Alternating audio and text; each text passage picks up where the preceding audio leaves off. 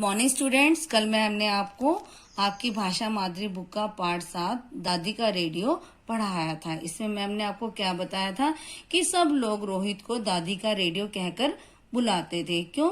क्योंकि वे अपनी दादी को अपने स्कूल, अपने मोहल्ले और रेडियो पर आने वाले समाचार के बारे में बताता था। यहाँ तक कि उसकी बड़ी बहन तो उसे दादी का चमचा भी कहकर पुकारती थी। लेकिन रोहित के माता पिता उसकी दादी से अच्छा व्यवहार नहीं करते थे। यहाँ तक कि एक बार रोहित की परीक्षा में कम अंक आने पर उन्होंने उसकी दादी को ही जिम्मेदार ठहराया और रोहित यह देखकर बहुत दुखी हुआ और रोहित को अपने माता पिता का यह व्यवहार भी सही नहीं लगा। तो आज हम इसके आगे का पार्ट पढ़ेंगे।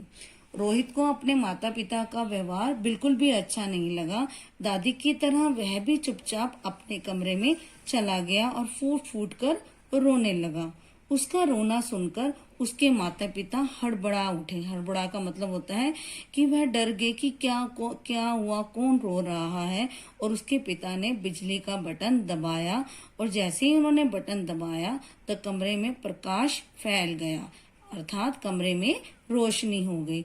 रोहित सहम गया। रोहित ने जब अपने माता पिता को देखा तो वह डर गया कि अब उसके माता पिता उसे भी डांटेंगे। लेकिन उसने क्या किया, उसने अपने पास रखी हुई कॉपी को कस कर पकड़ लिया और उसके पिता ने उसके हाथ से उस कॉपी को ले लिया।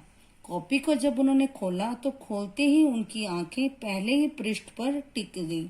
वे उस पृष्ठ पर लिखे शब्दों से अपनी आंखें नहीं हटा पा रहे थे।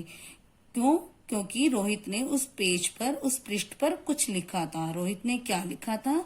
रोहित ने लिखा था, माता पिता जब बूढ़े हो जाते हैं तो वे अपने संतान के किसी भी काम नहीं आते और संतान अपने बूढ़े माता पिता से बुरा व्यवहार करती है। मेरे माता पिता का भी मेरी दादी के साथ अच्छा व्यवहार नहीं है। मुझे बहुत दुख है कि मैं अपनी दादी के लिए कुछ नहीं कर पाता, पर जब मैं बड़ा हो जाऊंगा तब अपने माता पिता को पूरा सम्मान दूंगा। रोहित के ये शब्द पढ़कर उसके माता पिता की आंखों से पश्चाताप के आंसू बहने लगे। इसका अर्थ क्या है कि उन्हें बहुत दुख हुआ, पछतावा हुआ कि वह अपनी माँ से अच्छा व्यवहार नहीं करते हैं। उन्होंने प्यार से थपकी देकर रोहित को सुला दिया।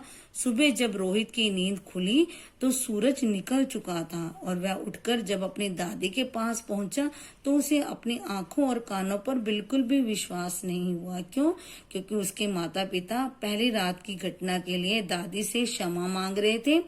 यह दृश्य देखकर रोहित वापस जाने लगा तो उसके पिता ने उसे पुकारा, दादी का रेडियो, और वह भागकर अपनी दादी के गले लग गया। तो इस कहानी से आपको क्या शिक्षा मिली कि हमें भी अपने माता पिता, अपने दादा दादी जो हमसे बड़े हैं उनको हमेशा सम्मान करना चाहिए और उनका कहना मानना चाहिए। तो आप भी अपने दादा दादी, अपने माता पिता का सम्मान करना और उनका कहना मानना और इस पाठ को बहुत अच्छे से पढ़ना। धन्यवाद।